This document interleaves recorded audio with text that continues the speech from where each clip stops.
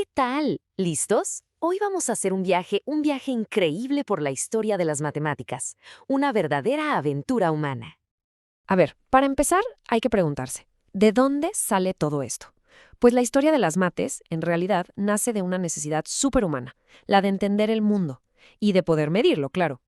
Y fíjense, mucho, pero mucho antes de que existiera la escritura, nuestros ancestros ya andaban en estas. Cosas como los patrones que encontraron en la cueva de Blombos o el hueso de Ishango, pues son la prueba. Son como los primeritos intentos de medir el tiempo, de contar lo que importaba, ¿no? Ya fueran las lunas o cuántos animales había. Ok, ahora avancemos un poco. Vamos a ver cómo esas primeras civilizaciones tomaron estas marcas sencillas y las convirtieron en sistemas, bueno, en sistemas súper sofisticados. Pensemos en los babilonios. A ellos les debemos el minuto de 60 segundos y que el círculo tenga 360 grados. Casi nada. Usaban un sistema de base 60, que para la época era avanzadísimo, y lo anotaban todo en tablillas de arcilla. Así mapeaban el cielo y la tierra.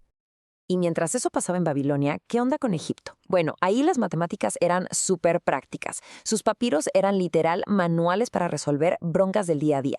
Desde cómo medir un terreno después de que el Nilo se desbordaba, hasta, claro, cómo construir esas pirámides que siguen ahí, de pie. Pero ojo, aquí viene un cambio brutal. Fueron los antiguos griegos los que dieron un salto, bueno, un salto cuántico. Con genios como Pitágoras y Euclides, las matemáticas dejaron de ser solo una herramienta. Se convirtieron en algo más, en una ciencia de la prueba. Su idea clave fue, no basta con que algo funcione, hay que demostrar por qué funciona usando la pura lógica.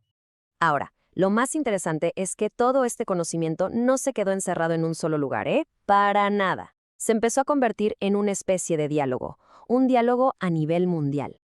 Y es que esta forma de pensar estaba por todos lados. Por ejemplo, en China ya usaban números negativos, imagínense.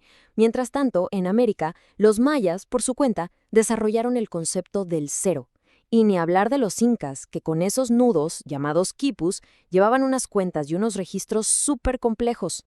Pero si hablamos de un avance que lo cambió todo, tenemos que voltear a ver a la India. El sistema que usamos todos los días, sí, ese de 10 dígitos con valor posicional, y la idea revolucionaria del cero como un número más, todo eso nació ahí, por allá del primer milenio. Y aquí es donde entran en juego los eruditos del mundo islámico en su edad de oro. Su papel fue crucial, porque no solo se dedicaron a traducir y salvar los textos griegos e indios, no, fueron más allá. Los estudiaron, los mezclaron y crearon cosas nuevas. Prácticamente prepararon el terreno para la siguiente gran etapa de descubrimientos. Fíjense en el título de este libro. Es de un matemático persa del siglo IX, Al-Khwarizmi. Parece un título largo y complicado, ¿verdad? Pues de una de esas palabras van a ser un lenguaje totalmente nuevo para resolver problemas. Resulta que la palabrita álgebra, que significa algo así como restauración o completar las partes, se terminó convirtiendo en álgebra. Sí, el álgebra.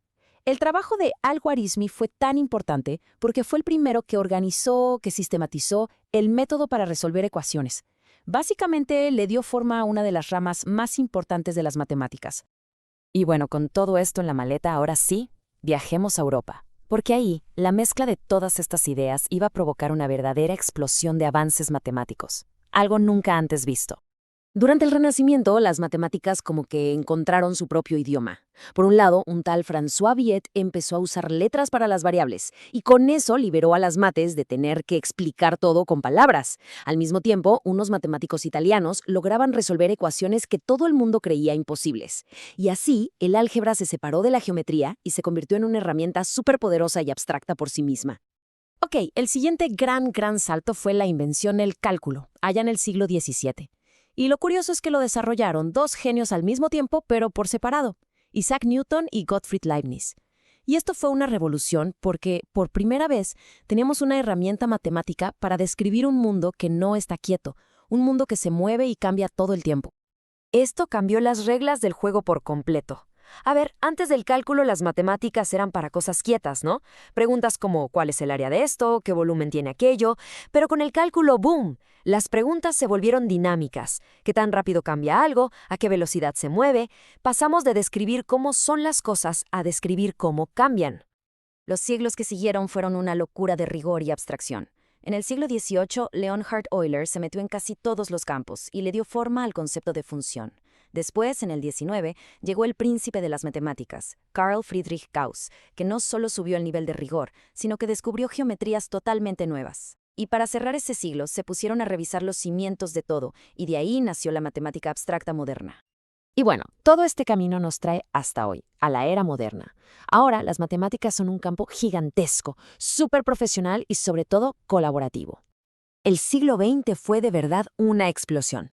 De repente, las matemáticas empezaron a dividir en ramas totalmente nuevas, la topología, la teoría de juegos, cosas así. Además, se resolvieron problemas que llevaban siglos sin respuesta, como el famosísimo último teorema de Fermat.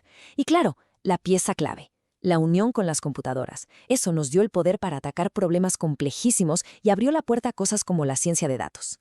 Pero que nadie piense que ya se acabó la historia, para nada. De hecho, en el año 2000, el Instituto Clay de Matemáticas lanzó un reto: 7 problemas del milenio, que son como los grandes enigmas para este siglo. Y lo más increíble es que la mayoría siguen ahí, esperando a que alguien los resuelva. Así que, si lo pensamos bien, desde esa simple marca en un hueso hasta el código que hace funcionar nuestro mundo, la historia de las matemáticas es en realidad la historia de nuestra propia curiosidad como especie. Nos dieron las herramientas para entender el universo que nos rodea, y la gran pregunta que queda en el aire es: ¿el próximo universo, el que vamos a construir, cómo será gracias a ellas?